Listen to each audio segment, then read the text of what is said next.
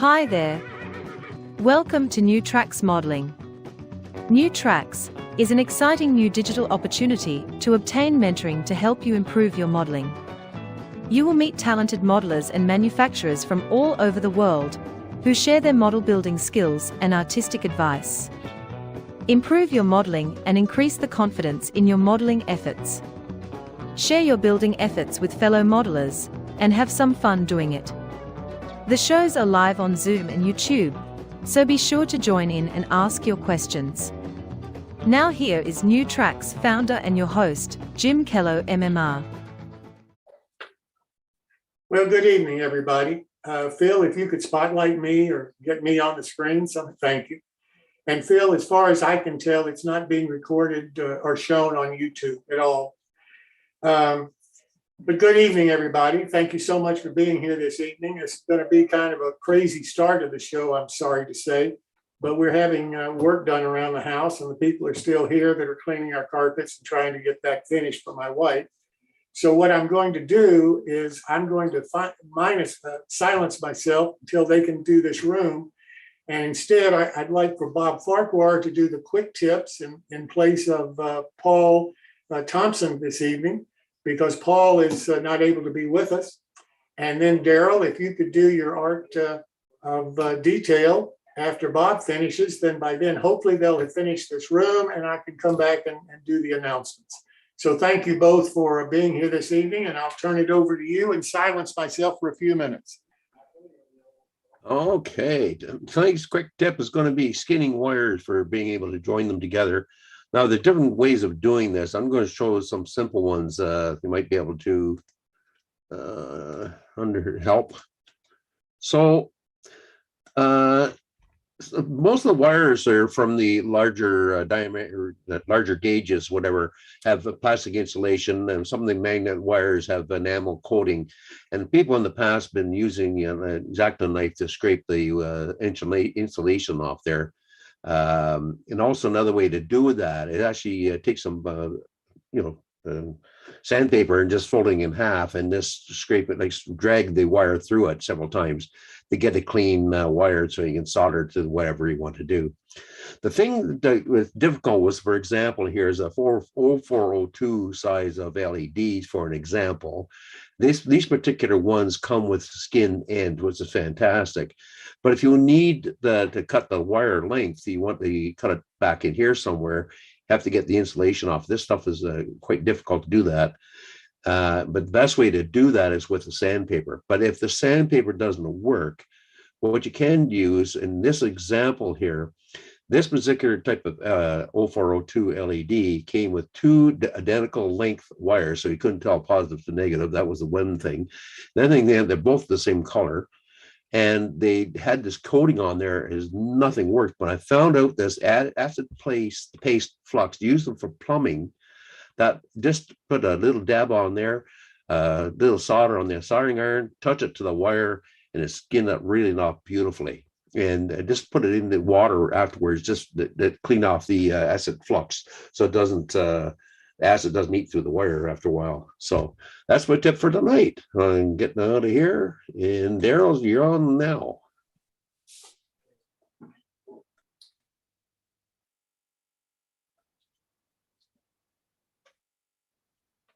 Maybe I should unmute myself. There, that's better. Tonight's video is going to be a continuation from last week's video on building our little mobile home trailer and tricking it out and detailing it. And we're also going to do a little bit of scenery detail with it too. So Phil, if you could take it away, that'd be great.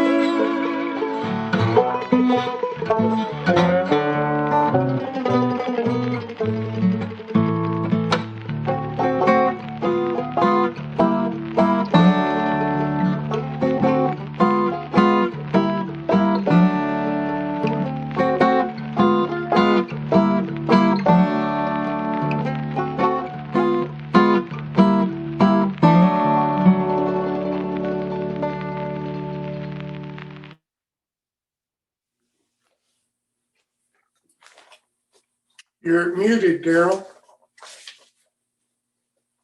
Hope you guys enjoyed that. It was a little longer than normal, but kind of covered a lot in that one. So it was a fun one to do. And I guess back to you, Jim, if you're done vacuuming. I'm here. It was a beautiful job, I thought. I really enjoyed it. I'm enjoying so much the detailed parts that you're doing for us, Daryl. Thank you so much. Well, now I'd like to talk about some announcements here that I couldn't do before. I do want to mention Walter Scholarship Program again. If you have any kids that are graduating from high school or just about out of high school and are going to continue their education with a STEM program in either a college or a junior college, Walters is offering $2,500 two different scholarships. And the lady that contacted Walters is Karen Formico. She's vice president of marketing for the company. And I hope that you'll recommend your kids or grandkids, if they're interested in that kind of thing, to participate in this scholarship program, because I really think that it's a great effort by Walters. They're the only company that I'm aware of that's doing that.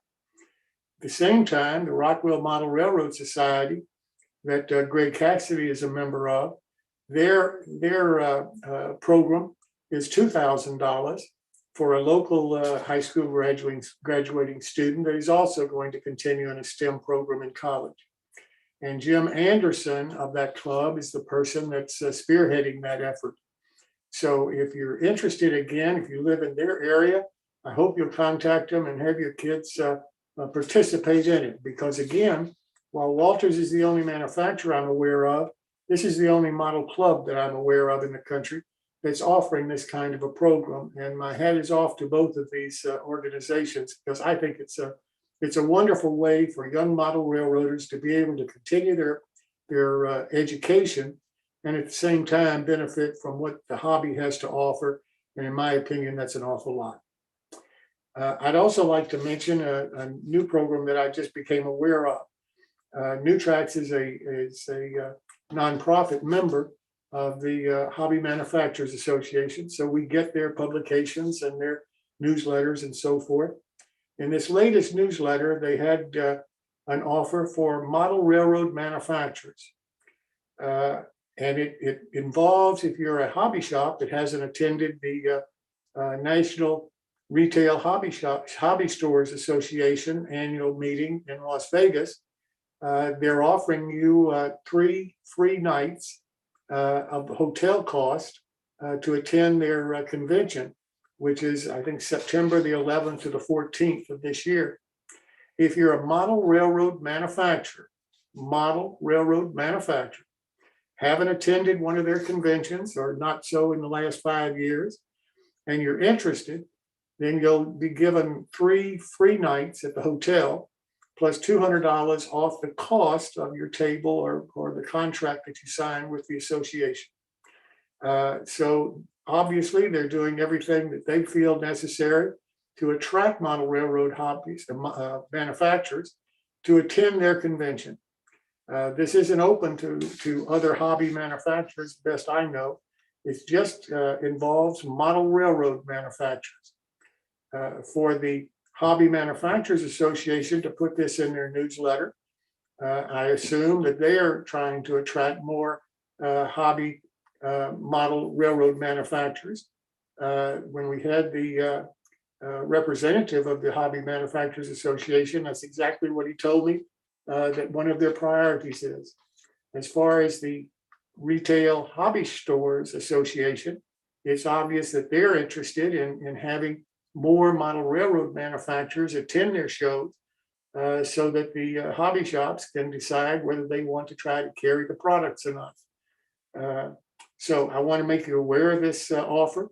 If you're interested at all, the person to contact is the executive director of the National Retail Hobby Stores Association. His name is Rob Gurman, and his email is ROBGHERMAN 77, the numeric 77 at gmail.com. His telephone number is 732-252-2268. So if you're interested, please give Rob a call, and I wish you the best if you decide to participate in their program. You may end up getting your products in hobby shops. Now I'd like to talk to Chris a little bit about the Saturday NewTracks scratch building workshop that he is putting on, which is at 1 o'clock Eastern time on Saturday afternoon. And Chris went to a company that gave a special discount on pastels that he's been talking about for weathering and for painting this model ice house that they're building on the show. And Chris, if you'd like to talk about the manufacturer a little bit, I'd like to try to give them some credit and see if we can't get some sales going for them. Okay, well, thank you, Jim. Basically, this is in regards to a coupon code that is being presented by Dakota Arts. Dakota Arts is a major distributor for the manufacturers of artist pastels. You can obtain a lot of the pastels through Dakota Arts that are used by professional pastelists, which have different properties than the pastels that you would normally pick up through like Dick Blick or Jerry's Artorama or some of the other big art houses. The advantages and how to use some of those different types of pastels were covered in the show on February the 19th. Dakota Arts has been kind enough to give us a coupon so that you can order from their open stock to try different pastel brands to see which brand may fit your style of modeling the best. And by open stock, that way you can get just a stick or 2 sticks of any color that you need. It's a great way for you guys to try out a few different pastel manufacturers that you may not have had the opportunity to try their pastels to see how they work differently between the manufacturers. I went through on that February 19th show and tried to describe how to use the different manufacturers pastel properties to your advantage. And I'll continue to delve into that as we move forward in the scratch building series. The coupon code is Railroad 10. It's again Railroad 10. It is valid through the end of April, April 30th. And if you're interested in getting an order into them, that's why we're kind of bringing it up, because they've been doing this for a few weeks now for us, but we're starting to run out of time here. And if anybody wants to try this out, certainly jump into it. You can find more information on the NewTrax website underneath the workshop page, and it's underneath the tools and materials section there. It's kind of towards the bottom, but there's all of the information that you need. If you have any questions about pastels or anything about placing that order or something, if you want to email me, I'll be happy to promptly respond to you. And my email address and everything is right there at the top of the page. So with that, again, this offer ends on the 30th of April again. And we did want to make everybody aware of that in case you wanted to take advantage of it, because we're starting to run out of time here. So thank you, Jim, and I'm going to turn it back to you. Before you go, Chris, this is Phil. Just a quick question. So I went and looked at their site, and I think it's going to be overwhelming for those of us that are not pastelites, or whatever the name is, for those that are aficionados of a pastel. Can I make a suggestion? You make a list. You know, you probably know which ones you think are best for rust versus dirt by the different vendors. May make a list up. And I don't know what the right number is, 5 or 10 pastels, and suggest, you know, kind of give folks an idea of what to get. Because I think I have this funny feeling we're all going to be, I know I'm overwhelmed when I walk into Dick Blick anyway by the amount of stuff there. So this has to be even more overwhelming. So yeah, I think that'd probably be a great way to, you know, give us an idea maybe next week of, you know, hey, here are, if you want to buy 5, here are 5 pastels to buy. If you want additional 5 or 10, here are 5 more. And they're kind of picked on your understanding of which manufacturers are best for which kind of effects we would do in model railroading. If you could do that, that'd be super. Actually, Phil, on the workshop page towards the bottom, there is a list of all of the pastel manufacturers, and it is broken down into the pastels. Soft pastels have the properties of hardness, and they're considered soft, medium, or hard. And it's broken out in that list by the manufacturer where they fall. And in that February 19th show, I did go through in detail and kind of list and describe the differences between those for everybody. I can, as far as colors go, we are right now getting a color palette up onto the website, and that actually was emailed to Will today, and Will will be getting that up on our website page here in the next couple of days, and that's kind of a universal palette that I've been putting together, but the colors are generic enough that you'll be able to obtain them in the pastels if you're interested in doing that. The only other quick thing I can say to everybody is a group here, if you're interested, I would more than strongly suggest that you order from open stock or stick pastels, and if you have a specific idea or coloring or whatever application that you're trying to do, let me know and I'll be more than happy to help you make some good selections. And if you're really interested in a set, although I wouldn't recommend buying a set, but if you want to buy a set of pastels, I would go to a landscapes and kind of in the tans and browns, and buff colors, not in the brighter blues and the brighter yellows, because the flowers are also considered a landscapes, but get more of the earth tones is what I'm saying. So I'll go through and throw something up though for the pastel folks here on the website in the next day or two. So we'll get you covered there. It's a good suggestion. Thank you, Phil.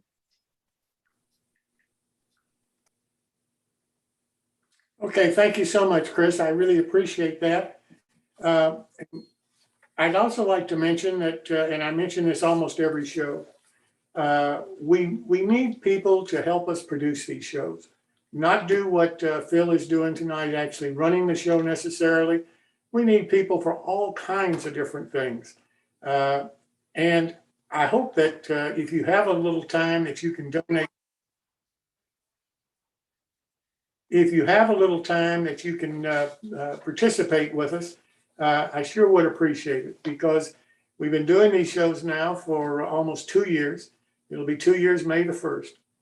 And we just need a lot of help producing them. We have a lot of volunteers as it is, but we need more. So if you have some time, then let me know. Send me an email, jimkello@newtracksmodeling.com, and we can talk about what your interest may be. It may not be as hard as you think it might be. You don't have to be a computer genius.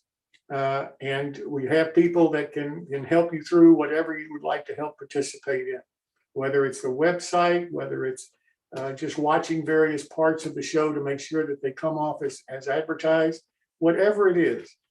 We just need your help. So please consider joining us. We are starting a new segment on April the 27th about local clubs and NMRA divisions. And the purpose of this is to try to get you interested and knowledgeable about what is available locally, close to you.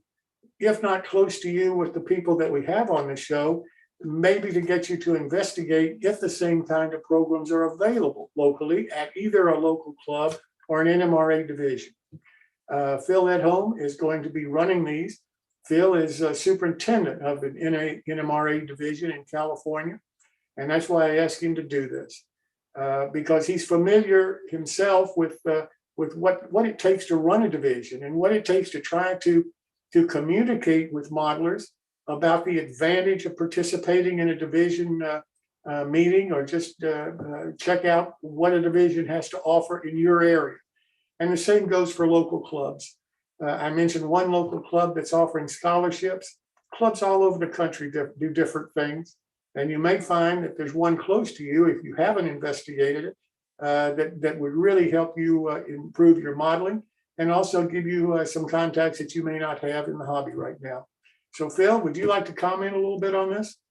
Yeah, definitely, Jim. I think it's a really interesting perspective that for new modelers coming into the hobby, getting the opportunity to meet with folks is pretty important in terms of building that side. And I think that typically happens locally, whether it's, within a division, within a city, within clubs, or even within a region, but generally it's there. So the real thought process here is let's start documenting a bit about how people are engaging, what people are finding is successful, how people are managing this real change we have. I mean, if you stop and think about how profoundly different information is today versus just 3 years ago.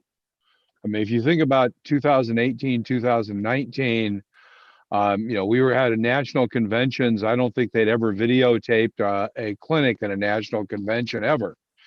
All of a sudden you have this explosion of content online. I think really understanding for folks the difference between what you get in a local division and a club versus what you can get online is important. So those will be the things we're talking about. So one of the things I really would ask is, if you are, either a club officer or part of a club or part of an NMRA division, send me an email. and we're going to do a little 15-minute discussions.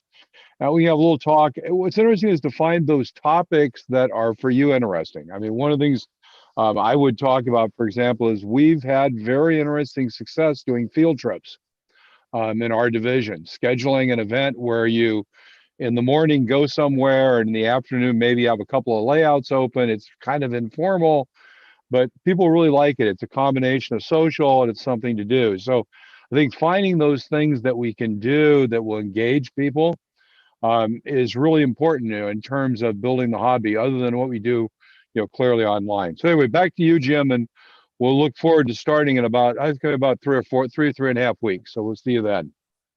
Thanks so much, Phil, and thank you again for volunteering to do this. I really do appreciate it. I think this could be very important. Are we going to start the recording again? Okay. Now I'd like to talk about the build-alongs, which I believe are an important part of our show. We have one coming up starting tonight with Rick and Marie Hunter. This is the third one that they've done, and I can't thank them enough for wanting to come back and do another one. This one is about a 50-foot Queen Post covered railroad bridge, and I think you're really going to enjoy this because the others that they've done, they've gone into great detail and showed you exactly what needs to be done, and not only that, but how to do it, the problems you may run into. And I think that's what the build-alongs were designed to do. Hopefully they sold a lot of kits, and I really think that you're going to enjoy their presentation. That starts in a few minutes. Then on April the 6th, Dave Vaughn and Jim Murphy are going to build a model of John Armstrong's inspired diner that's called the Nighthawk Cafe. This makes a beautiful model and a real historical model for hobbyists that John Armstrong originally created. So they're going to be starting that build April the 6th. March the 25th, Chris Course is the owner of Conowingo Models, going to start his build along. Hello, of the Kello truck. They're all famous. I'm sorry, but Phil, could you silence everybody for just a minute? Of the Kello trolley station. And Chris has been awfully kind to the show. If you get his newsletter, and I hope you do, he's going to be talking in a minute, and maybe he can tell you how to subscribe to it. But his newsletter talks about NewsTrack, and it talks about the My Build coming up. It talks about the Kello station that he's putting forth. He's going to be offering it in HO and O scale, and I'm really looking forward to seeing it. So I hope that you'll pay attention to Chris when he talks about it a little bit, and I hope you'll participate in his build along. Then we've got Bill Banner on June the 1st, building one of his models of an Owing 30 caboose. This is the first Owing 30 model that we've built on the show, and I think there's going to be an awful lot of interest in Bill Banner's program. And that's all I'm going to be talking about the build-alongs tonight. We have others scheduled almost throughout the year right now. So we still have some spots for manufacturers and modelers. If you'd like to do one of the build-alongs, let me know. But at this point, I'm not actively out there trying to line up more, because I think we have them pretty well scheduled for this year. And I'm happy about that through the summer and fall and so forth. But I do have spots for some others. If you would like to do it, please let me know, because I'd like to fill these up so that we can finish the year's programming. And that's one of the things that I'm working on trying to do right now. So if you'd like to do it, you've never done one, send me an email, jimkello@newtracksmodeling.com, and we can talk about it, what's involved, and how it all happens. I hope you want to participate in these, because this is an opportunity for really, you get a mentor, a personalized mentor to help you build the kits. The person on the show is available to answer your questions, to talk to you about problems that you may experience, and to give you tips on the best way of trying to build a kit. So you can't ask for much more help than that. And for people that haven't been in the hobby for a while and they come back in and they see some of these kits and how complicated some of them may appear, this is a great way to get back into the hobby and start building models again with the help of a very experienced, talented modeler. So I hope you'll consider this a great deal. As you know, we have a program, ask a question, and we'll try to get an answer for you.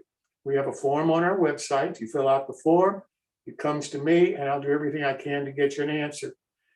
We recently had Alan Clapass send in a question, and we had two modelers on the show. Alan's question was, who might be able to help me figure out the best ways to build in brass? Well, we had two modelers respond, and they were put in direct contact with Alan. And I got an email from him. He seems happy, and I hope that helps him in learning how to build in brass. So if you have a question, rest assured we'll do everything we can to get it answered for you. And I hope if you do have a question that you'll ask us to work on it. The next My Build coming up is April the 13th, and this is run by Chris Course. And I do again mention that Chris has a great newsletter, and he's been most kind to mention new tracks in it. So if you're not a subscriber, I hope you'll consider being a subscriber. We also have a sponsor for the show, Dan and Amy Darty, who publish the two magazines that I put my articles in, S-Scale Resource and O-Scale Resource. And they are sponsors of the My Bill because it fits in with their philosophy for their two magazines of bringing modeling back into model railroading. So with that said, I'd like to have Chris comment a little bit about the upcoming My Bill. Thanks, Jim. Get the share screen going here. All right. The My Builds, of course, are featuring you. The next one is April 13th. To participate, drop me an email with your photos at railrunner130@hotmail.com. It doesn't have to be a finished model, or it doesn't have to be, the John Allen quintessential perfect kit, or it could be something you scratch built or something you found at a garage sale and you don't know what the heck it is and you need help with it, trying to figure out what it is and what to do with it. We could make it as interactive as you need it to be. So anyway, there's that for the My Builds. And I will go ahead and show you more on Kello Station for those that haven't seen it. Right now we're planning on an HO and an O scale. Unfortunately, the O scale is running behind because of some laser issues I've had. But it's ready for cutting. All I need to do is once the laser is ready, then I'll just zap it up, put it on there, and it should be good to go. That way we make sure that everything fits and all that before we start cutting it for production. But anyway, the Kello Station features a full ridge beam with the rafters, TG windows and doors. It has rail scale models, V-cut shingles that are self-adhesive. They're really nice to work with. Like I said before, it'll be an HO and O scale. The build along starts May 25th. The HO scale version is now available for pre-order, and it is discounted on the website. You don't need any discount code or any of that. The O scale, like I said before, as soon as we get the laser running and get that thing cut, we can figure out exactly how to price it and all that stuff. But anyway, if you go to conowingomodels.com, we can certainly get your pre-order done for that. So I will turn it back over to you, Jim. How do I subscribe to your newsletter? If you go on to that conowingomodels.com, and I believe it's under Contact Us, there's a box you fill out, or there's a little small form you fill out, and then click something about updates or a newsletter or something on there, and it's just a little check box. Or even if in the comment section there on that Contact Us, if you just put in there, please subscribe to newsletter, I'll go in and make sure that you get on that newsletter. And it's worth doing. I suggest you at least consider it. So Phil, now if you could run the short video that we have of our sponsor, Dan Darty.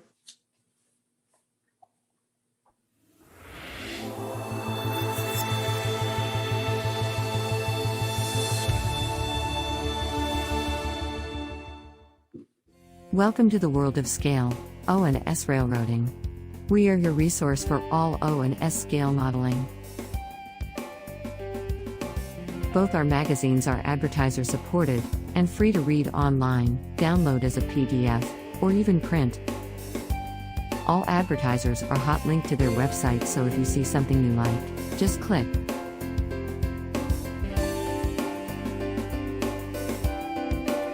Please check out our websites for the current issues.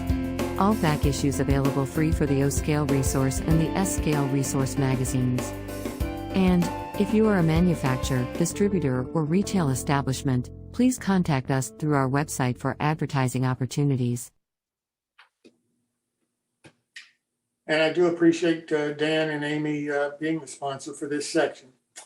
Now I'd like to introduce Rick and Marie Hunter and their build along of their Hunter line 50-foot queen post covered railroad bridge. Rick, Marie, welcome. Hi, Jim. Thanks. That was me. You see, over a period of a night, I mute and unmute and mute and unmute, and I was in the wrong mode there. And Hey, I didn't say anything bad. It happens to me all the time. Don't worry about it. So, hi, everyone. We are Rick and Maureen. We own Hunter Line. When we do shows, that's been at least 2 years now, and we do what we call a make and take. And with a make and take, we take one of our kits and we take you right from opening the package to the finished product, and that includes staining and gluing and weathering, everything that is involved in that kit. Usually at a show when we're doing it, we don't have a lot of time for gluing and staining, dry times. So this is great when we can do it virtually. So how we've got this divided up now, it's going to be for the next 7 weeks. So the 7 sessions to this one, they're about 25 minutes or a half hour long. And we're going to take you step by step. Now, if you've seen any of ours in the past, see, we're in an area that has a very, very bad bandwidth, and it's been a little jerky. We know that. So we're trying something different this time. We pre-recorded them, and we have sent them into New Tracks storage, whatever they have there, and they are going to show it. So we're here live to answer any questions or so on. And they're going to be the webmasters are going to be the in control of the different segments. This is what we're doing. So the one that we're building in there is actually this one right here. This is actually S scale because we do it big enough that we can actually see it for the camera. So this is what we're going to be building. Everything, it comes in the kit. It's if you haven't signed up yet and you want to sign up, it's still not too late. We can have it to you within a week. So you might get a week or two behind, but you'll catch up because there's a lot of homework on this one. So anyways, thank you for all the participants that have signed up, and we should get going on this. What do you think, Maureen? Yeah. Let's do it. Hi, everyone. This is Rick and Maureen from Hunter Line in Cambridge, Ontario, Canada. Welcome to our build along. What we're going to be doing is, you can see in the picture, it's our 50-foot queen post covered bridge. The history on this, it's really kind of neat. It's a queen post underneath, which is just a common everyday bridge back in the mid 1800s. And the reason why they covered them, well, it was get them out of the elements. Like how rotting wood is caused by moisture and then dryness, and moisture and dryness over and over again. And especially in the winters, it can get really moist and frozen and all that stuff. So they decided the best thing would be to cover it. And so they built like a house type structure, frames and roof and all that stuff. But it added a good 50 years to the integrity of the bridge, which was phenomenal for the time. So instead of replacing it every 10 years, it came up to every 50 years. So Maureen's going to take you through the first session. We're doing actually 6 different sessions to get you to the end result. And the first session is kind of get organized, get the workstation up and going, and Maureen's going to take you through some of that. Hi. So the first thing I wanted to talk a little bit about are the tools that are going to be needed for this kit. And you'll see that quite simply on the box cover or on your bag cover, and also on page 7 in your instructions. Okay, so you can just turn to that, make sure you've got everything that you need. It's that page there, but I just wanted to talk a little bit about a few of the things that I use that might be helpful to you. Let's see, first off, I use a razor saw to do my distressing. And this one is a 42 teeth to 1 inch razor saw, and it works quite nicely. I like it to do the distressing. There's other things that you can use as well, like wire brushes. I don't know what. There's all sorts of little things up there to do, yeah. Yeah, so that's the razor saw. And the other thing that I really find helpful are these little tweezers. I don't know if you can see how pointy they are. The important thing is that they're very sharp and pointy. The ends of that tweezer points come together quite nicely, and this is great for when you're putting in those nut bolt washer castings, and we'll talk more about that later when we get to that part of the build. So they really work well, and I like the way it's offset a little bit. It works really well. And the other thing that I have to talk about is the glue. We usually use Titebond, but I couldn't get my hands on any Titebond, so I've got LePage's here, and it's LePage's wood glue. And as long as it says it's high initial tack, I think it works really well. I really do prefer the Titebond, but we're going to use this LePage's wood glue. And I love this little glue bottle. You can get them on Amazon. I don't know, you can get like 6 or 7 of them reasonably cost. It's maybe, I don't know, 10 bucks if that. And they've got little different gauges of needles that you can attach to the bottle, and just the perfect amount comes out when you're gluing, and you don't tend to over glue then. The other thing you need for doing the staining is just a cheap dollar store brush. That's what I use. I like a brush that has a flat end, and yeah, any cheap brush will do. Okay, and a couple of the other tools that that I really like are Al Collins Ultimation Sander. You can see that here. I think some of you have probably already seen this before, but it works really well. Saves a lot of time and aggravation when you can do them accurately. And then this is the new one that Al Collins has come up with, and this is called the slicer. It's a lot different than a chopper. A chopper, when it comes down, actually breaks the grain of the wood, the fibers of the wood, and crushes them. Where this is actually a different process, and it's actually a slicer. It's got what's called a chisel blade in it, which means it cuts on one side of the blade only. But it's deadly accurate, and it's got the repeater on it. So these are available through Al Collins at Ultimation Tools. So that's a quick synopsis of the Now tools. that the commercial's over with. Yeah. So I just want to talk a little bit about getting your workspace organized. I use just a big flat, make sure it's a flat board. This is a pressed particle board, I guess. Why we say a good flat surface, and I tell this story all the time, is one time we were working at a show on a table that I guess you'd call it a sway back. So we're building one of our big Howe 170 Howes, and of course bridge ended up with a sway back in it. So we learned right then and there, you gotta have a flat surface that stays flat. And then usually what I do, you'll see in your package that you've got a big drawing with all your different parts of the bridge on there. And what I do is I usually just cut out the piece that I'm working on. So next week we're going to be doing the tie stringer assembly plus the whole bridge component. But I just cut out the top view of the stringer assembly. And what I usually do is just tape the drawing right to the board with masking tape, and then take a piece of wax paper and tape that over top so that you can glue right on this drawing, and you'll protect your drawing. You'll be able to use it again maybe. You can see the wax paper it shows you the drawing underneath very well. Why we use wax paper is the glue does not stick to it, so you can glue everything right on the drawing, and the wax paper will not stick to the glue. This is probably as old as the hills of modeling.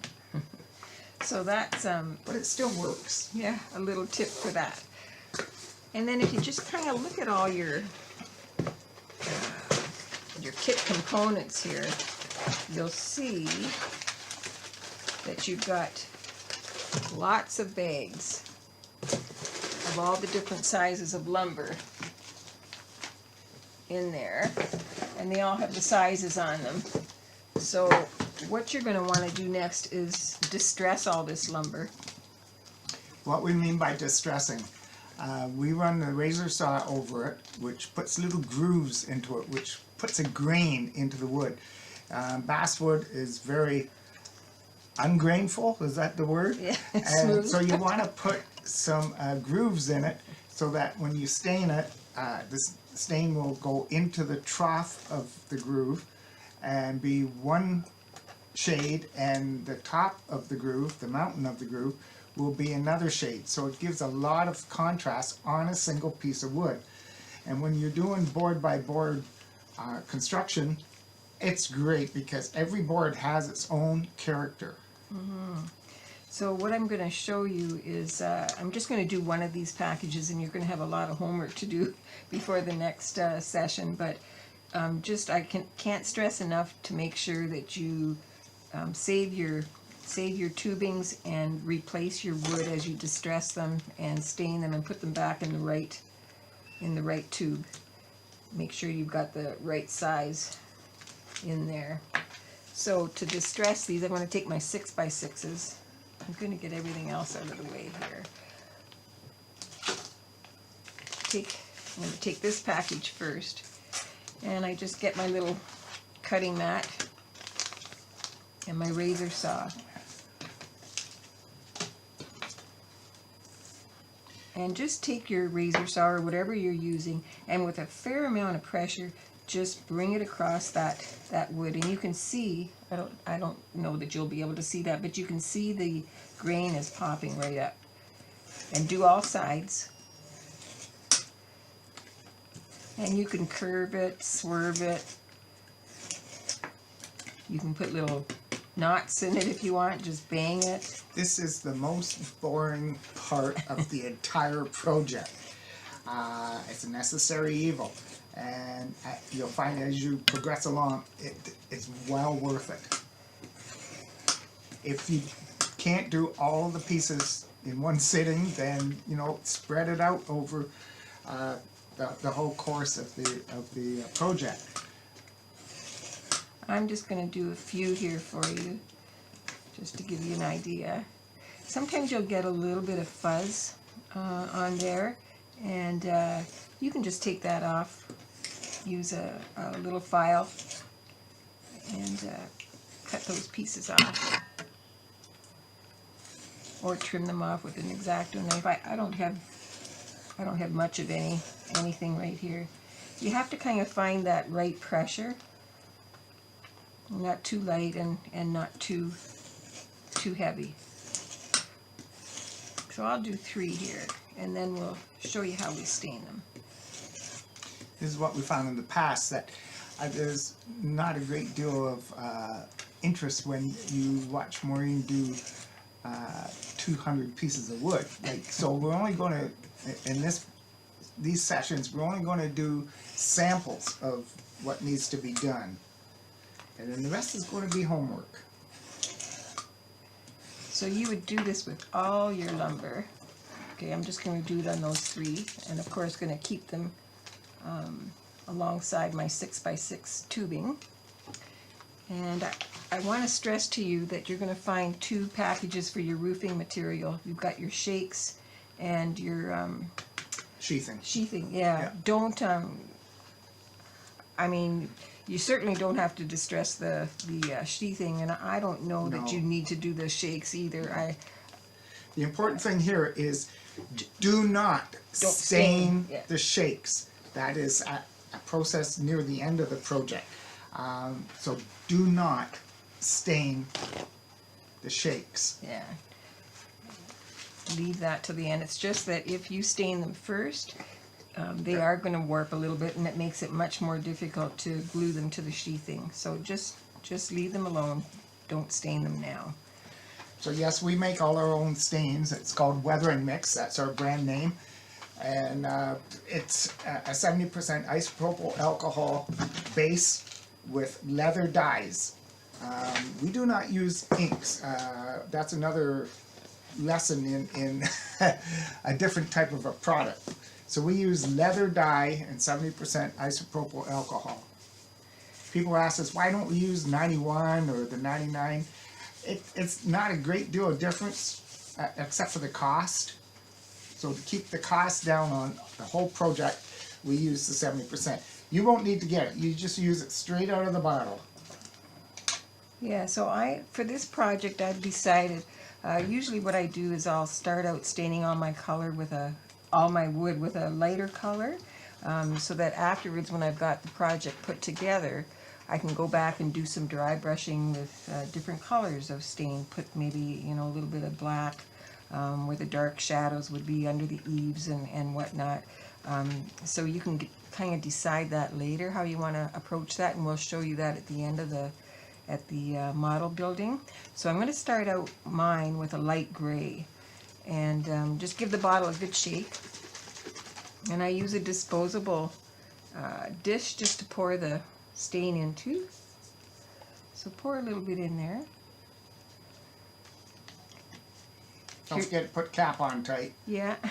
If you're using it open right from the jar, put your bottle inside a big roll of tape, so it's less easy to tip over. I found that out the hard way. Yeah.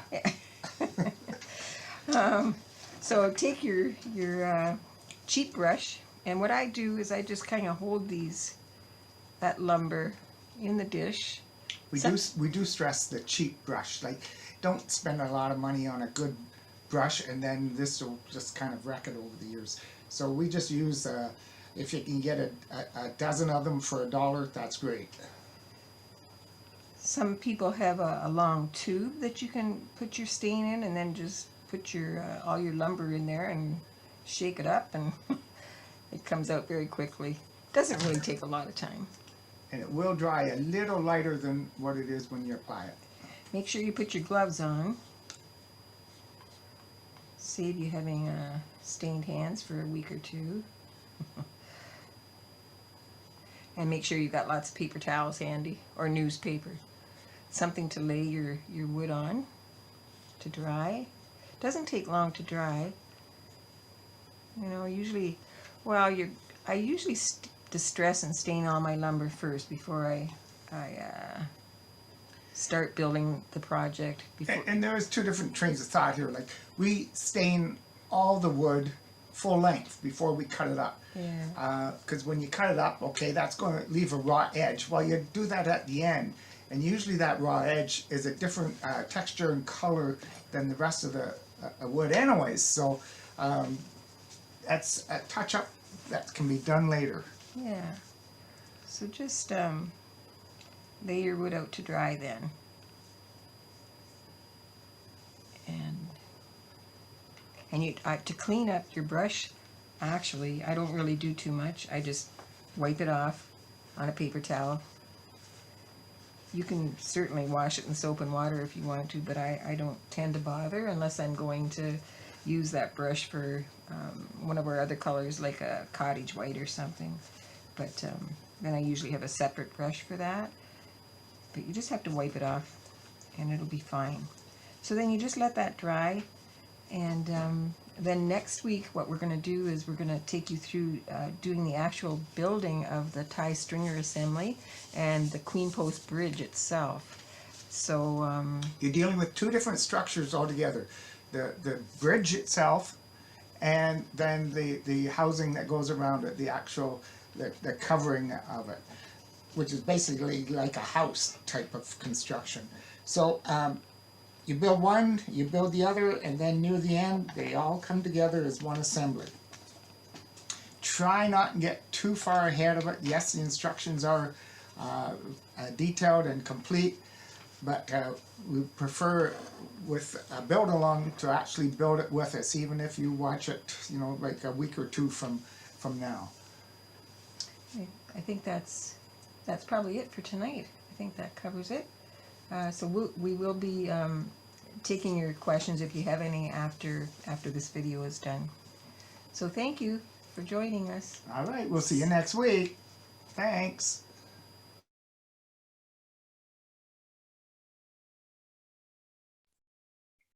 There, I think we're on again. Go back to this mute and unmute thing. That's our session one.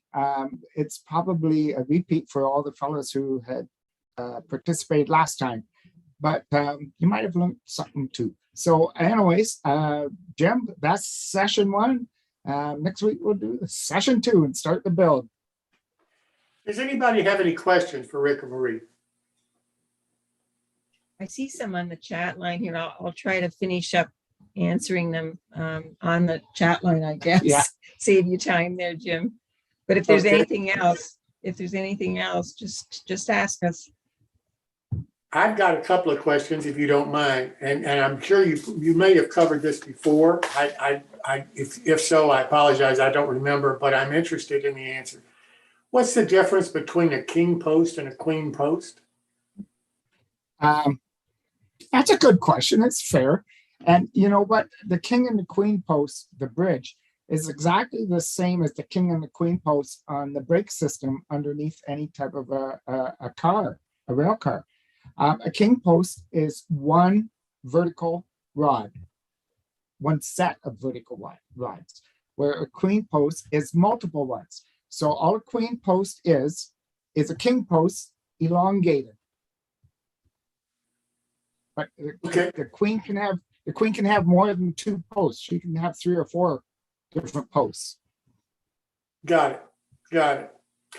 Let me ask you this. When was this kind of a bridge in use? I mean, what is the time period for this use of the bridge?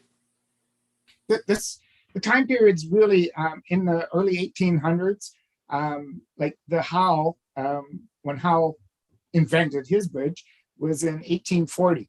So this is kind of 1830s, 1820s, right at the very beginning. But it's like anything in modeling. It went on in time. Like a year is hard to pin down. And I've spoken to all our people who are in this before, that I cannot find a prototypical picture of the queen post railroad covered bridge. I can find every other thing. I can find queen post road bridges, but I can't find any images of a queen post train bridge, even though I know they existed. Is there a reason for that, Rick? I mean, why weren't they popular, or what's the issue? Oh yeah, they were absolutely everywhere. The king and the queen post were the most popular bridges in the mid 1800s, before Howe got into his. But they were just everywhere. There was thousands of them throughout Canada and the United States. They were short-lived because they couldn't bear the weight of the locomotive. The locomotive being the heaviest part of any consist, the integrity of the bridge had to hold the locomotive. Didn't matter about the cars. And as locomotives got heavier and heavier and heavier, they just beefed up the king and the queen, like 1 rod to 2 rods to 3 rods. I've seen pictures of up to 6 rods in a row to beef up, and then they just couldn't beef it up anymore. So down came the bridge and up went the steel and concrete. Got it. Got it. Well, thank you so much for tonight. I look forward to next week. Yeah. We hope everybody's so some of the older guys that may have been put to sleep time. But as this project goes on, it's going to get more interesting and more interesting, especially when it gets to the shakes and the actual building of the building part of it. Looking forward to it. Thank you so much, both of you. Thanks, Jim. Thank See you you. next week. Yes, sir. Yes, ma'am. Well, now I'd like to turn to somebody that's been on the show before. If you remember, David Rarick built one of Paul Egret's card models. And David is an in-scale modeler, has a beautiful layout. Most of the buildings, if not all of them, are card models on his layout. So David, welcome. I'm looking forward to seeing your railroad tonight.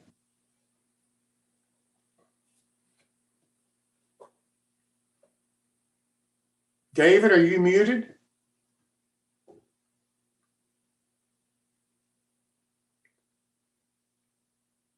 Well, I'm sorry to say, I don't think David is with us tonight. I don't know what the problem is. He was scheduled, and he certainly was an interesting guy to have on a previous show. So I'm so sorry that he's not able to be here tonight. I hope he's not sick or had an accident or a family issue. And I'll try to get him rescheduled as soon as I can. I just don't know what happened to him tonight. So with that said, I'd like to talk a little bit about the NMRA. I was told tonight, I don't know this to be fact right now, but this is what one of the modelers told me tonight.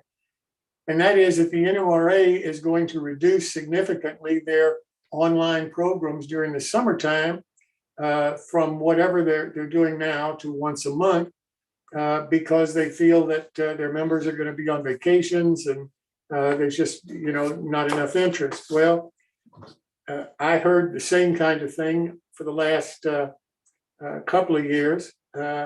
This will be our third year by then. And we continue, we feel that we are not just for an NMRA show.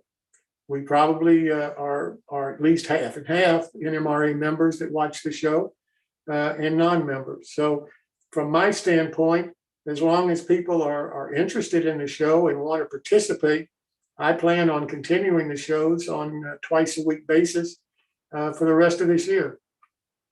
And, if it's true that the NMRA is cutting back, I want to make sure that everybody understands that our shows are not going to cut back over the summer. And they will come on as advertised, hopefully twice a week as they are right now. So with that said, I really don't have anything else that I can fill in with tonight. I was really counting on David, excuse me, David being here. But since he's not here, I'd like to close the show with some final comments and then go to the after show. Unfortunately, Clark Cooney isn't here for that. So I'll be running the after show too. So to end the show, please go to our website, newtracksmodeling.com, and subscribe to our website. You'll get an email back. If you'll answer the email, then you'll get emails for every show in the future that we do with the Zoom login links. The reason we can't send the login links out to everybody is because of hackers disrupting the show if we do that. So that's how you get the login links for the Zoom. To get notices of all of our YouTube live streams, if you'll subscribe to our New Tracks Modeling YouTube channel and click the bell, then you will receive advance notice 30 minutes before all of our live streaming on YouTube. So I hope you'll do both of those. If not both, I hope you'll do at least one. And with that, thank you so much for being here tonight. I'll try to get David rescheduled as soon as possible and try to have him back on our show. So with that said, let's start the after show. And what would you all like to talk about?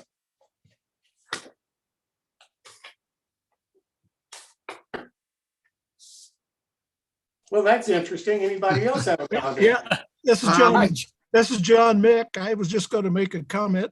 Clark was in Arizona. I saw him on Saturday. He came to our state meeting. He participated some in the judging of models and everything, and enjoyed seeing him. He knew a lot of people at the meeting, and it was good to see him and enjoyed talking with him. Oh, that's fantastic. That's wonderful. I think he liked your organization down there. At least that's what I heard. He's staying with his brother in Mesa, Arizona, and so he came over to the meeting. It was great. Oh, that's wonderful. That's great. When's he coming back? Do you know? He said he'd be another week or two before he comes back. The 6th of April. 6th of April? You can keep them. Well, I heard there was a question whether Canada was going to open its doors again. Good news is you can only stay half the year, or you lose your Medicare, medical in Canada. So, Yeah, well, he better head back before spring and summer hits Arizona. Yeah, it was warm on Saturday, but cooled off. I was down there for a week and working at the museum, and then went to the state meeting. So it was fun. You know, I used to be in Arizona for a while, a long time ago, and they used to give the report, the weather report of it's so and so in the shade, and I kept looking for a tree, and I couldn't find one that gave any shade out there. Where were you? There's plenty of trees. Out in Phoenix. Yeah, well, down here in Green Valley, there's few and far between on trees. Yeah.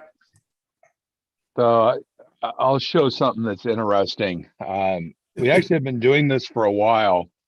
I don't know if you guys can see that. So this is an O-scale car, and this is a 3D printed frame that goes inside, and it holds a GoPro session up at the front, and this is an angle head USB cable. So this battery will run the GoPro for 12 hours pretty easily. And we run it as a camera car and just use the output to an iPad. And we actually have glass walls, so we put it up behind so the kids can see basically a cab view. Some point we'll try to do it with using the cameras that they put on the drones, but that's a much bigger project. This is just kind of out of the box using the Wi-Fi across the layout. So it's kind of cool and begins to introduce this concept of cab video, which I think is going to be over the next 10 years a pretty interesting part of the hobby. I agree with you. I think so too. Yeah, but it's really interesting. The thing that's really interesting is to engage the kids in a conversation about what they see, because you can see the train, and if the train's going 1 mile an hour on the layout, when you look on the video screen, it appears to be going 48 miles an hour. And it's interesting to have a conversation about why can't you see that going as slow as it is? You see it's going slow.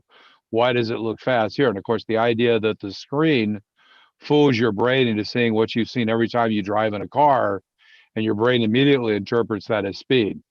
So even though you see it on a screen, you know it's not real. The minute you look at it, your brain tells you you're moving in a moving vehicle. It's kind of an interesting point about how the brain can be fooled. You know, something else that I think is going to be important in the future for the hobby is remote operation. And we have a guy coming on the show, I think in 2 or 3 months, that has a switching layout that is able to be remotely operated. And as I understand it, it's not exactly what John Allen had for his time saver, but the concept is pretty much the same. And he can change, how cars are supposed to be placed and picked up and so forth for different operations. And I think it's really going to be interesting because we're going to open it up to modelers during the show to be able to operate remotely from their iPad or their cell phone on his switching layout. Now, there are other layouts that I've heard about that are operating railroads, but they're running railroads. They're really not meant for switching, from what I've been told. His is just totally a switching layout that's able to be operated remotely. So I hope that that'll be something that you all are interested in and want to participate with.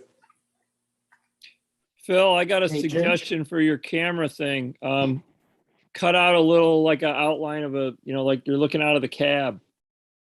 Like Yeah. the windows. Yeah. Like the divider, or like an F unit, like a, Yeah. I maybe- think for the drone cameras, we're gonna try something with this one. Actually, it's interesting. Kind of the next step is to 3D print a whole car, except for the trucks that carries the camera, and that'll be kind of an interesting thing to see. That was kind of a second effort. So yeah, no, that's an interesting thought. That's one of the thoughts of putting the drone cameras is you can actually mount them right up in the top of an F unit. In an Okay. O-scale F unit. So they're actually shooting. So you get that view through the F unit windows, which are kind of curved. And I thought that would be cool. And the interesting thing is, it's not a huge step to take that video output, put it on a, 21-inch monitor, a little station where a kid can sit down and then take the inputs basically to DCC in some way and wire them up to a button so you can make the engine go faster and slower. And you can take an engine and adjust the speed curve. So it would be pretty manageable to let kids actually control it. Might be a really interesting thing. We do, we obviously are open for the public where the events at a fairgrounds in the Bay Area where we get, the fair gets 500,000 visitors and we'll get 50, 60,000 visitors during the fair. So engaging them is an interesting thought process. Yeah, the other thing I would point out, as far as I remember a guy who posted a video that he kind of the same idea, like he hooked up one of those, and he had a very nicely detailed layout, and it was like he was sort of driving toward the corner of the layout, and the backdrop looked pretty normal, but then he went around the corner and all of a sudden he was going parallel to the sky. And it was a very disturbing view. It was like, because it looked so realistic when it started, and then all of a sudden you're looking at, like, you could see like the overhead, like the ceiling kind of thing, and it was like, whoa, what happened here? It was just weird. So if you've never done it, buy a GoPro session and run it around your layout. As long as it's not N scale, they're small enough they'll go around an HO layout, and it is very instructive on your modeling. We always wondered with our covered bridge, how much detail do you do inside the bridge? And I always thought, well, nobody's going to see it anyway, so why bother with the detail? And then a friend of mine on his layout, he had an onboard camera and it went through the covered bridge. And you could see every board and NBW going through it. So that made up our mind that it doesn't matter. You do the inside of the bridge just as good as the outside of the bridge. Actually, it's Canadian. Bruce Lucky. It was his layout that I saw that. I think if you're building a layout with tunnels today, you have to rethink through your tunnel strategy. Yes. Because that's why we have the tunnel liner. Right, exactly. In our tunnel liner, what's really neat about it, it's in the spiral tunnels in BC. And when you see the headlight coming through all the wood structure inside, it's really cool to watch that headlight come through, especially if it's on a curve. I just had a chat line here that brought back some memories. We've done shows for, 20, 25 years now. And Maureen's always building at the show. She's building one of our kits all the time. And somebody just come up with the phrase, the bridge lady. And we haven't heard that for a lot of years, but that was, everybody would say the bridge lady and they knew exactly who and where to go. It's like Clark. They always go to Maureen. They don't go to me.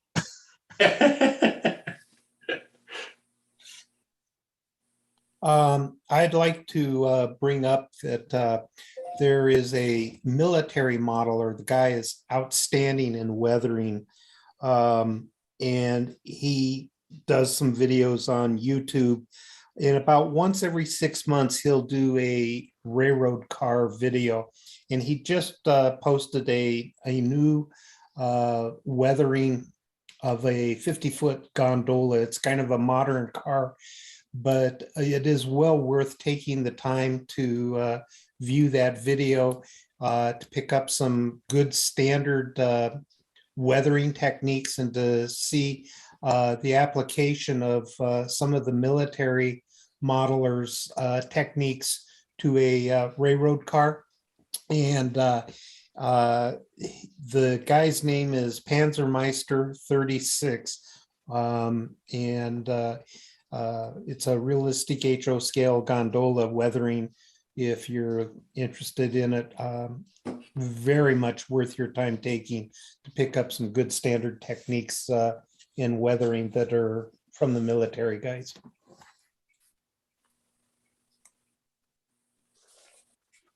Yeah, I would have to say one thing I've noticed when you're doing a cab ride, camera and all that, that you actually have to turn around and actually do both sides of the buildings that you're building. You can't have it unscenic or a half building on the other side, because it'll become very obvious that it's it looks more like a Hollywood set than it does a actual railroad.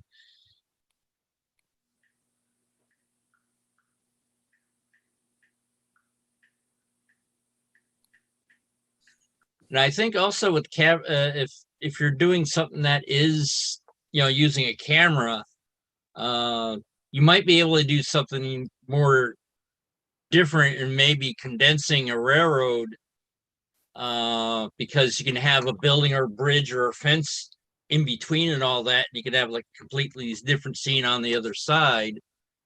So you can make a more narrow railroad basically, because you're not seeing the whole scene. You're only seeing the view from the cab.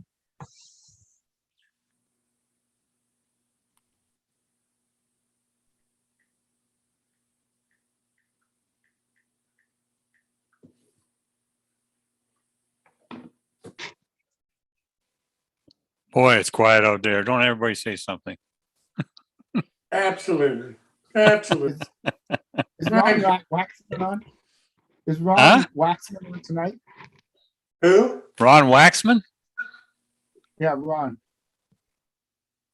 I don't know. I do not see it, Ron. Something. Hey, Fred, wake up. You're muted. Have we forgotten to ask somebody what's for dinner tonight? We're gonna ask Fred why is he sleeping. This video, I'm going to show you how I apply. Good thing it was muted. We probably would hear him snoring. That's the question for Ted. What's for dinner? What is for dinner? Ted's muted. He doesn't know yet. Yeah. Hey, Chris, can I ask you a question about pastels? Sure. I went online to look at the different pastels. And what is the difference between, like there's the soft pastels you've been talking about and oil pastels? Stay away from oil pastels? Yes, the oil pastels require turpentine to kind of melt the pastel binder, if you will. Really, the big difference between pastels and pigments is just that binder. And also pastels are tended to be a little bit of blends of a couple of different pigments to get the value that they are after, whereas pigments are just usually a straight pigment, not a blend. As far as the oil pastels go, I have not been successful in using oil pastels, particularly oil pastel pencils in modeling. I have seen some people make them work. I don't know how to do that. It does require some fairly strong things to melt the pastel binder. And they just, I just can't, I can't say enough about how they don't tend to evenly flow, I guess is the best way of putting it. You get real, almost like you were drawing with crayons, that textured, you know, carpet look. They just don't go on smoothly at all. They kind of for build up, our don't they, Chris? applications. I'm sorry? Say they build up a little bit on you when you use them. Yeah, they will fill up the tooth of a paper or something a lot quicker. It's just I just have not found a use for them of any real value in our type of work. I've got a whole cigar box full of them that were passed down to me, but I've spent, I don't know, 15, 20 hours maybe trying to make them work. And I have not been able to make them work. And even going back and reading what professional oil artists, pastel artists use them for, and trying to modify some of those techniques, I can't get it to work. Whereas the pastels, soft pastels, once you learn the properties of the soft pastels between the different manufacturers, you can really play that to your advantage in weathering. So I don't know that that really answers the question fully, other than trying to encourage you to stay away from them unless you've really got somebody that you know personally that is very adept at in artwork and using them in something, who can walk you through it. But I've had 2 or 3 art pastels artists try to talk to me about them, and I haven't been able to work it. And I have spent probably about an hour to an hour and a half in discussions on oil pastels with one of the larger soft pastel manufacturers, Terry Ludwig, and about that whole subject. And I haven't been able to really identify a good way for us to utilize them. Okay, thanks. Can I just add something to that? Sure. Yep. Don't get chalks, which the pastels are, mixed up with pigment. Right. Pigments are paint pigment. And if you're doing any work on plastic, don't use turpentine. Use mineral spirits or artist spirits, but don't use turpentine or turpenoid. Yeah. Yeah. You might be able to get by with some Bestine too, which is a rubber cement product. You might be able to, depending on how you're using it. But I totally concur with that, with Ralph's analysis there.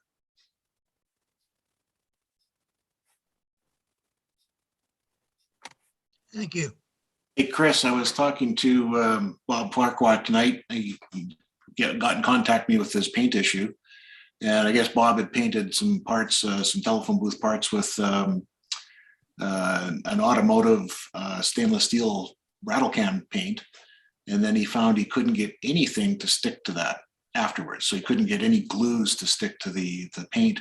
Now those paints, I haven't seen it in rattle can paint. I've seen it in expensive aerospace or automotive paints, but there is paints that have actual real metals in them that when you spray them, they form a wax coating. So they add a waxing material to the enamel or to the paint. So it'll form a wax coating and nothing will stick to that. They do it with these metallic flakes so that they don't oxidize actually after you spray it onto something. So I think that's might have been what he ran into, but he tried about 17 different types of glue and couldn't get anything to stick to the paint. So we were chatting about that offline and I think we came up with that solution. So be careful out there if you use these chrome paints and these the automotive type rattle can chrome paints. The model paints seem to be okay, but some of those, like I say, I hadn't seen it in rattle can before, but I've seen it in some pretty high grade paints before. I guess it's making its way down to that level. Yeah, for those of you that might be interested in the Saturday scratch building show, he showed a actual can of the material that he had sprayed the spray booths with, and he couldn't get any glues. And he tried everything from CA to PVCs to you name it to stick. It sounded almost like he had sprayed aluminum foil just on his phone booth there to get the silver color. So sounds like Daryl has a real good handle on it though with that wax coating. I've never run into that paint brand, so I don't know if it's something that was utilized or sold there in Canada specifically and not down here in the States. So, but I've never seen that brand. It was a trem clad stainless steel paint, I think he had. So it's stainless steel finish. So I suspect it had bits, mind you, stainless wouldn't oxidize, but I'm sure they use aluminum or some other nickel material to get the color right. So yeah, it was just real interesting because I've never heard of never being able to get any glues to work with it. I've heard of glues not holding for a length of time. You know, in some shows and stuff, some people have brought it up, but I've never heard of it falling apart. But like everybody else here, I've, you know, wandering through the shows, you can occasionally pick up a used model here or there where it's coming unglued at the seams and it was painted with some sort of a metallic type paint. And my experience with CA cement is that it sticks to anything except the part you're working on.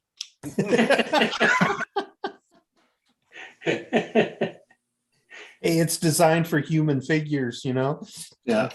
And of course, it works best on fingers. Yeah, well, that's what it was designed for, wasn't it? I mean, yeah, it was designed for use in Nam as a corpsman, because that's where we came first in contact with it. This is John Mick. Can I make a comment? Sure. Yeah. I've been working down at the Arizona State Capitol on the model railroad they're building down there. The latest issue of Model Railroad Hobbyists, the March issue, has an article in it that was written how they installed LCC down there. So you might take a look at that if you have any interest in it. There's a couple of great pictures of the layout they're building. So. What's the layout a model of? It's a model of all of Arizona. The state required they try to include all the high points and cities in Arizona. So in order to do that, it's 4 layers and they've got all the important sites. It's really the history, sort of the history of Arizona, all in one layout. What time period? It's really the 40s and 50s in that sort of time period. Okay. You know, so. HO scale? It's HO. They do have a couple of other smaller scales, but it's mostly HO. Gotcha. So I think there's a little bit of narrow gauge, a little bit of N gauge. It's 90% HO or more. Mm-hmm. And it's probably 2 more years. They've been working on it it was a 5-year schedule to build it, but they lost 1.5 years on COVID. So, but it's going to have volunteers building it? All volunteers. Yeah. Yeah.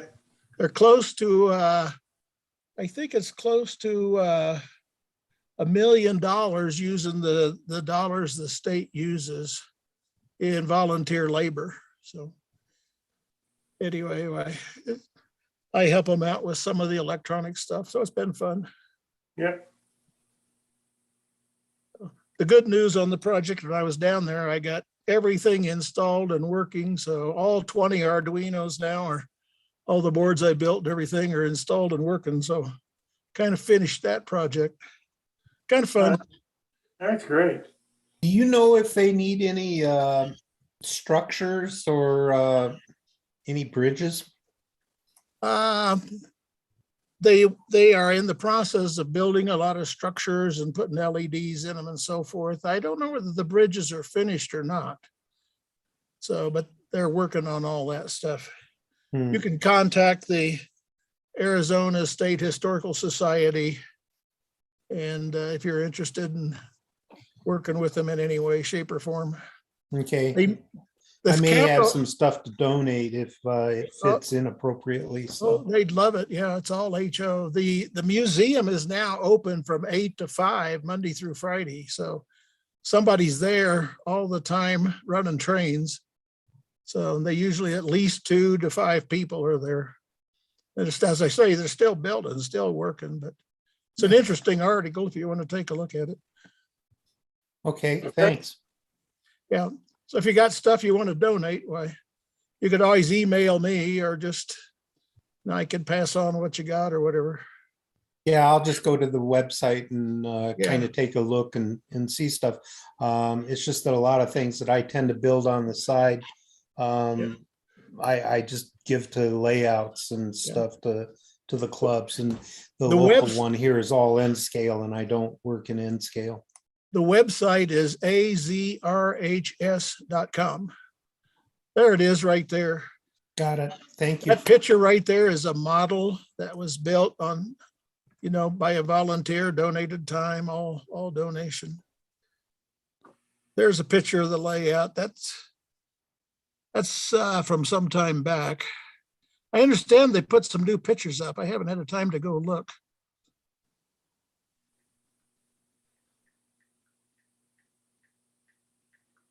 This is a slide presentation. It looks like that goes through a lot of the structure of the layout and what they're building.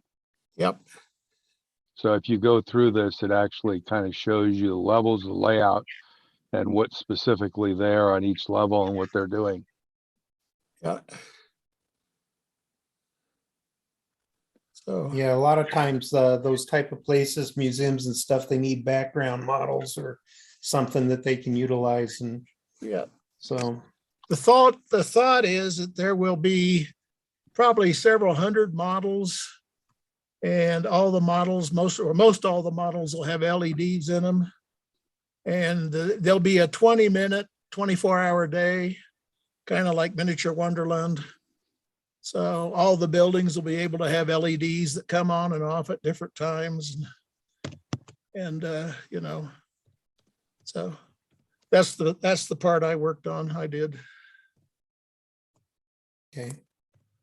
Well, the plan is to have maybe as many as 1,600. Well, you can have any number of LEDs, but right now the thinking is there'll be about 1,600 different LEDs, all individually controlled.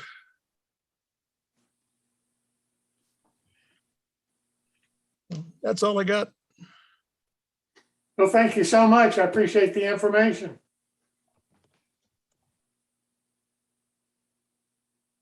Anybody have anything else to share? Well, it looks like Ted is back. So what is he having for dinner?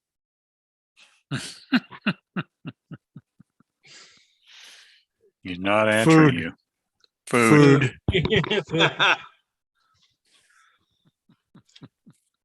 Well, excellent choice. Ted is back also. I would say 2 Fridays ago, I wound up visiting a local. I'm not quite sure what it's called, but it's preserved bill. Well, not just the building, but the whole area.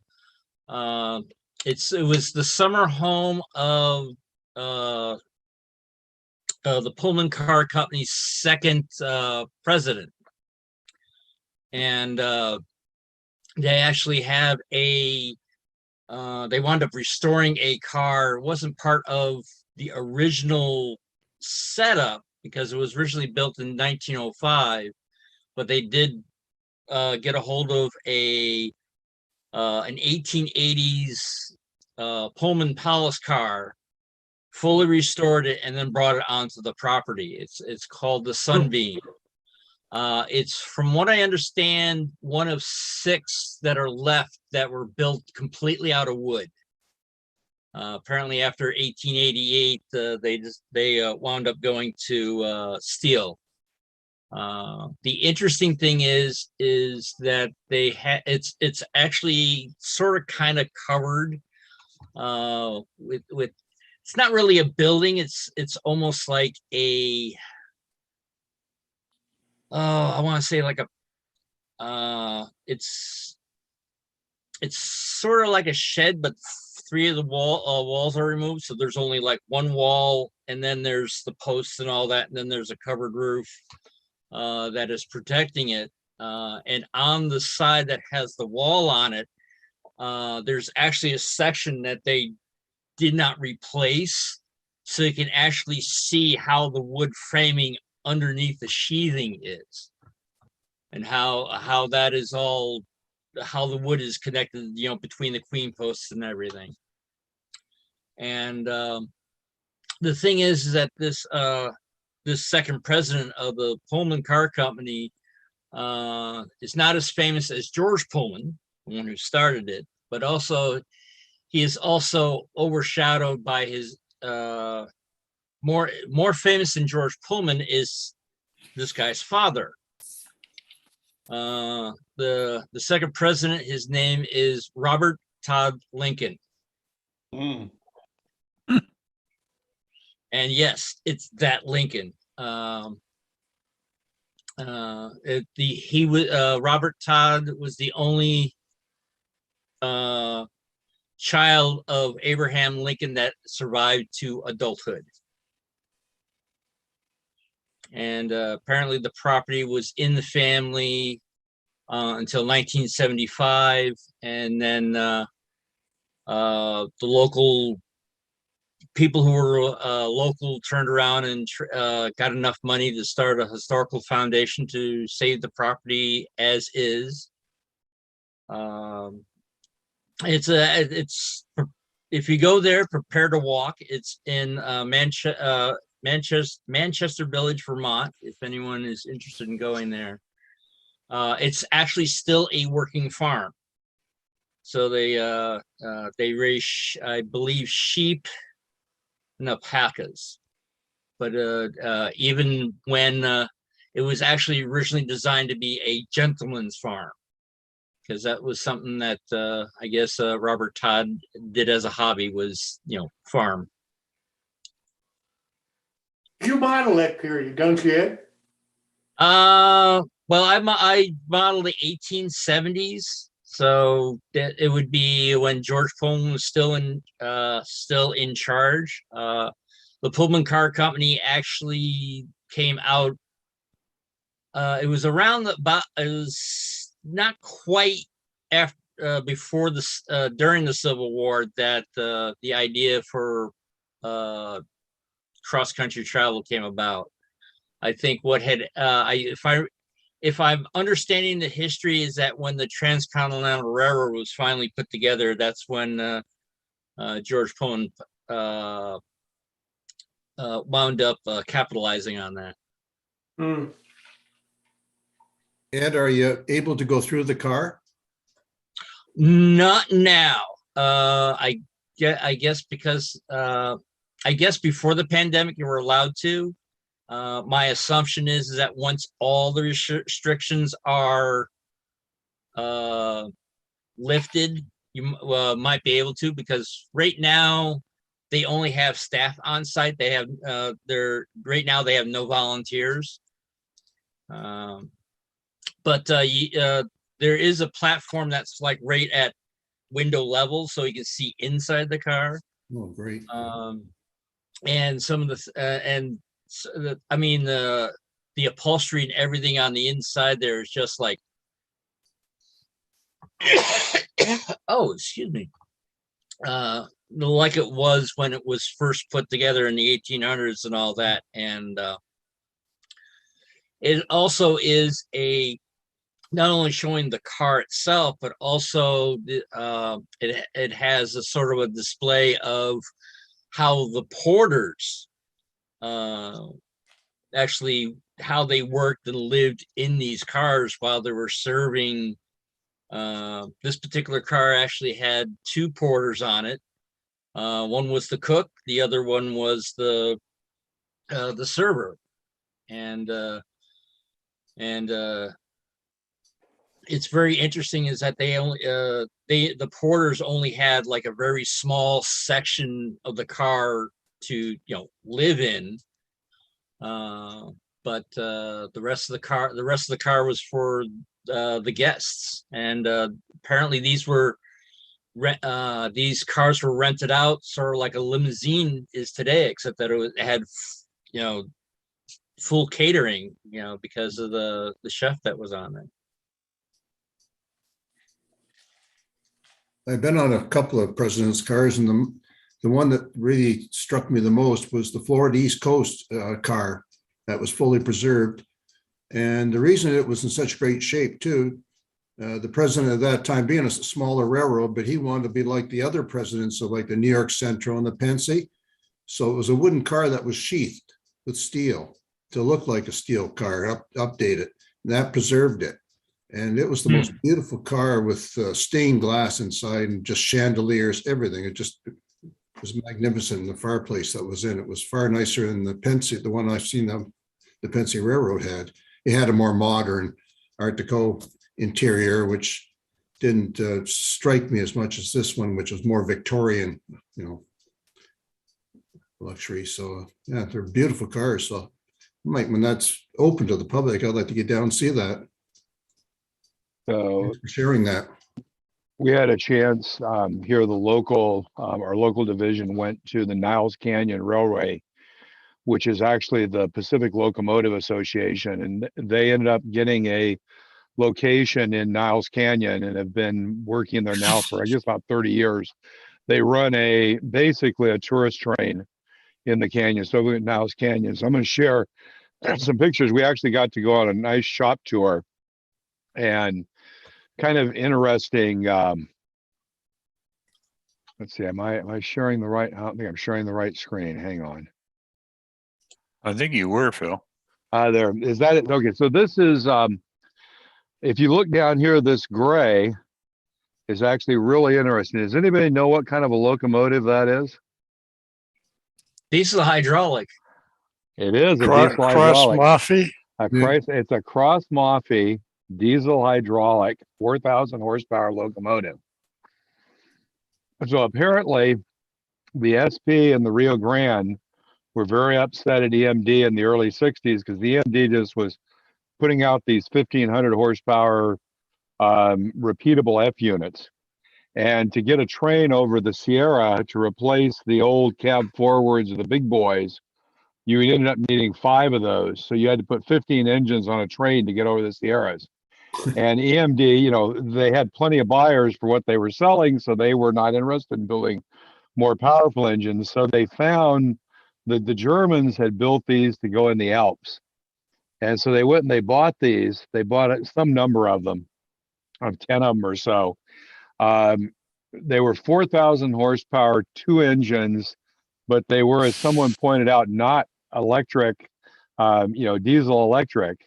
They were diesel hydraulic locomotives.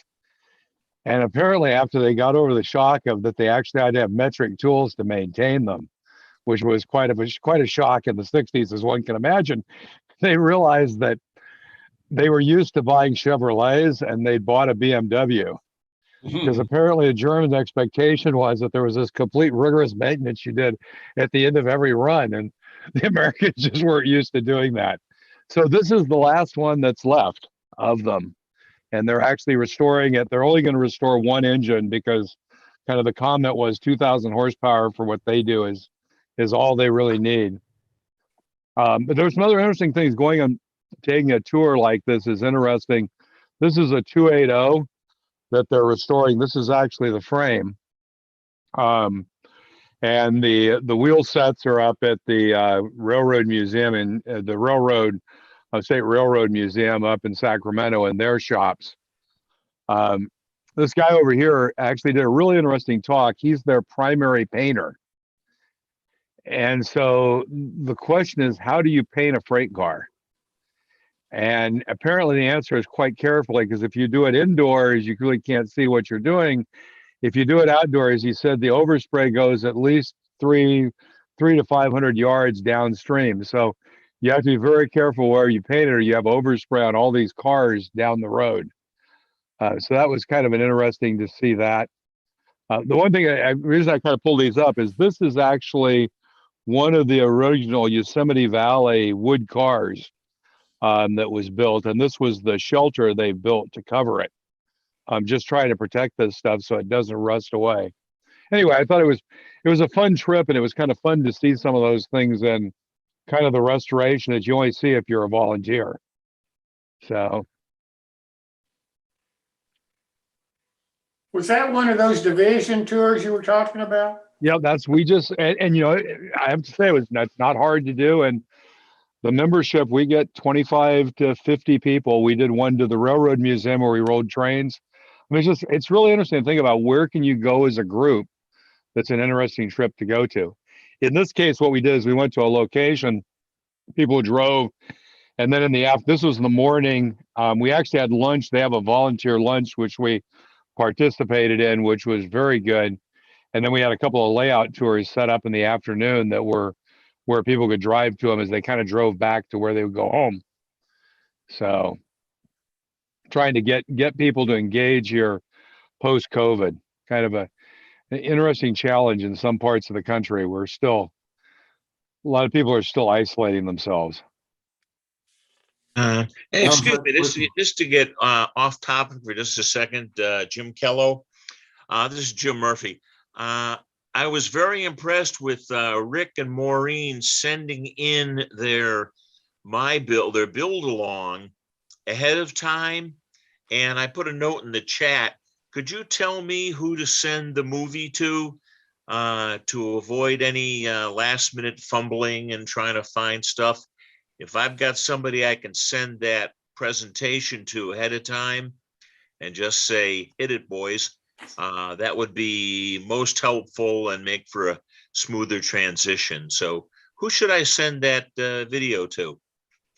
Bill, what do you say? Hey, Jim, I'm going to, after this, I'm going to set up a folder on our Google Drive that you'll be able to just load directly into it. So you don't have to send it to anyone. You'll just load it in there and you'll know it's loaded. Oh, wow. That'd be great. Because I usually load it.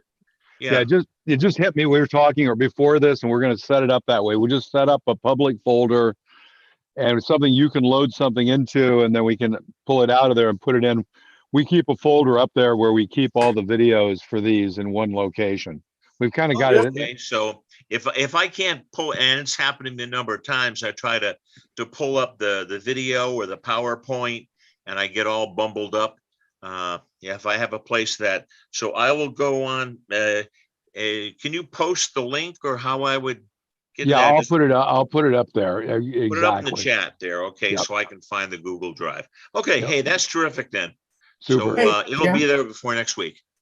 Hey, Jim, how do you like that Nighthawk Cafe kit? Oh, I am loving it. This is fabulous. I have put together a huge number of kits.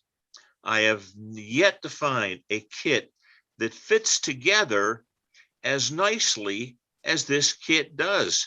And I don't know if David Vaughn's on tonight or not, but I'm singing the praises of whoever laser cut that kit, because doggone it, you go to put a titchy window in the opening and it fits.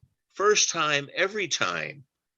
I have primered some of the walls, and I just barely had to take a piece of sandpaper just to take off the thickness of the paint. So those titchy windows and doors drop right in. It's beautiful. Challenging.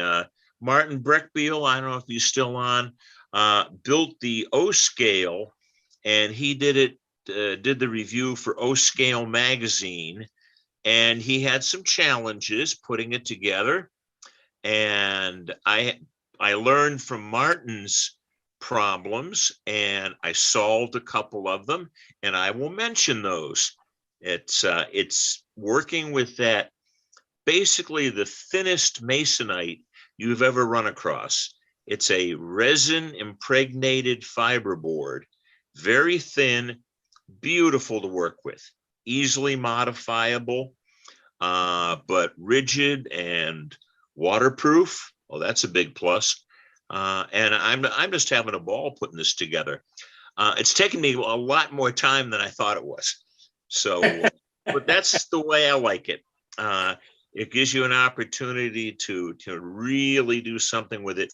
If you're patient with it, and I hope a number of people have been able to find. Now, there was a shortage there of the O scale versions, but I think Wit and Wisdom, David Young has been able to restock. David Vaughn, excuse me, has been able to restock on the O scale. So there should be plenty around for everybody, and it's a great model. I hope that Wit and Wisdom does some other great models like that, because I've heard rave reviews from it before he even agreed to do the build along, and you committed to do the build along. Yeah. And to me, I think it's great that he's bringing back that kind of a model. Yeah, well, his forte really is saving O scale layouts back in 2015, 2016. He got into great model railroads as the savior of big chunks of historic O scale layouts. And, he saved a bunch of, Armstrong's layout and a couple of others. And he's been able to, of course, he ended up digging out like a quarter mile of his basement. He's got a 90-foot long layout room in his basement. And I'm sure his house didn't start that big. So I kudos to him, to a man who creates the Ausable caverns underneath his house just to put layout in. So and he's such an easy guy to deal with. He's a nice guy. Oh, very, very nice. Fascinating individual. So, yeah. But anyway, we're looking forward to his presentation. He's going to probably take the first 10 minutes, and then I'm going to spend another 10 minutes just singing praises of the model and its history, and then get into the build. History is really amazing. I think a lot of people are really going to enjoy the history of it. Yeah, it should be. It should be really a fun time. I don't know how many folks are out there but even if you haven't started to build a model, there's enough tips and tricks working with a historic model like this, and working in the medium of this laser board material, which I think is more and more of us are able to get into things like laser cut buildings. I mean, the brickwork and this building is beautiful. It's all laser cut, individual bricks, and it's just beautiful to see. And he also has included some wonderful 3D printed castings, the 3D printing of the individuals sitting around that diner, and it's like Greenwich Village and late at night, the 1940s. It's he released this painting like 6 weeks after Pearl Harbor. It was February 1942. He released the painting, and you can just feel in the painting what the country was going through, and it's dark, and yet there's this little pillar of light coming from the diner, and it's just really very emotional. So it's a lot of fun building the model and getting to know the characters. Yeah. That's great. So Jim, Yes, it's sir. Rick Hunter here. Yes, sir. No, not that Jim, the other Jim. Oh, me, the Murph. reason- Yes, it's much Murph, easier. I go by Murph because everybody knows Jim. I'm the Murph. The reason we did all this was, we live in the big city, but we live away out in the country, and we're the last on the bell lines. We're the last ones, and the fellas from New Tracks did a lot of testing on our system, and they found out that we're at 4.12 Mbps or whatever they are. And the newest ones, the latest ones, are 500, and we're sitting at 4.12. And So we come you're across 2 tin cans and a string? basically. So we come up with this idea that if we upload it, do a video, and then upload it to the New Tracks site in the library, then it comes across much better than what it did before. I thought tonight was perfect. And that's how this. Oh, yeah. And what I find when I was doing, when I do PowerPoints, I tend to ramble. Like somebody else I know that doesn't stick to the script, and I tend to run over. But if I'm disciplining myself by shooting through a series of photos in my directory, and I'm able to record it, I can go back and I said, I've spent too long on this. I can shorten this, rephrase that. And it's much easier to compose presentation on video.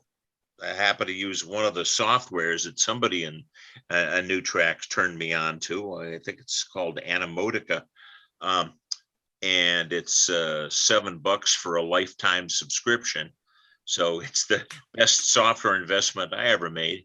And it's just really easy to use for us amateurs and putting together a video, and it's an MP4 format, which is pretty easy to handle.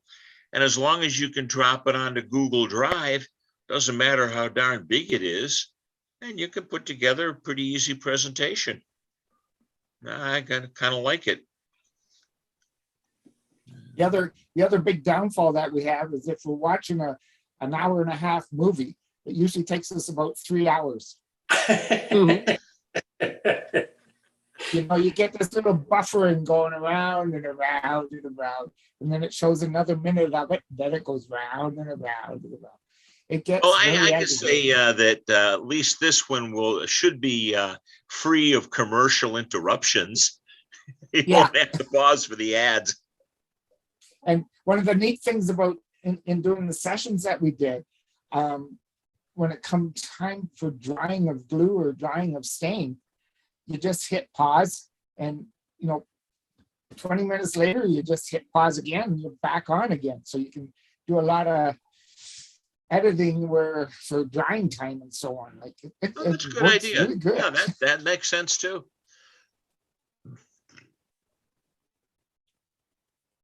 All righty. Well, we're inspirational, Rick. I think it sounds like that's the way to go. I'm satisfied with that. We classify ourselves as untechy. Ooh, hey, Rick, what's going to be your next new product? We don't know. Like, if some of you probably know that. Some of you probably know that my whole system crashed last fall, and we're still recouping some of the software, and like the hardware is gone. But it's all of our drawings are in AutoCAD, and we run very old versions of it, and we've lost a lot in the crash. And we're trying to regain it, but I can't tell you that right now. I don't know.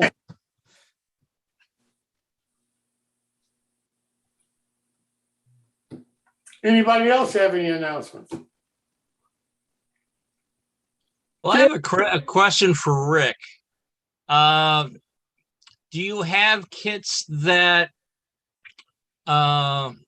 say you already bought a kit and you want like a second kit, but you don't need all the instructions and all that? Do you have that set up or no? No, it's a whole nother kit. A lot of, like, if you follow us, what we do is we cut the drawing all up, and it's not one of those things you really save. So it's all sorts of little pieces here, there, and everywhere. And we find if you're going to do a second one, you probably want the new set of drawings to do that. I don't know. We just don't separate that. All right, thank you. So you started your kit? No, I was waiting for the instructions for tonight. Oh, okay. Well, you got a lot of homework to do. Yes, I do. The fellow I was looking for was Mike Warman. He was here earlier. He was here earlier, I think. Yeah, I know. I messed his first name up. Okay, I'm going to have to catch him sometime else.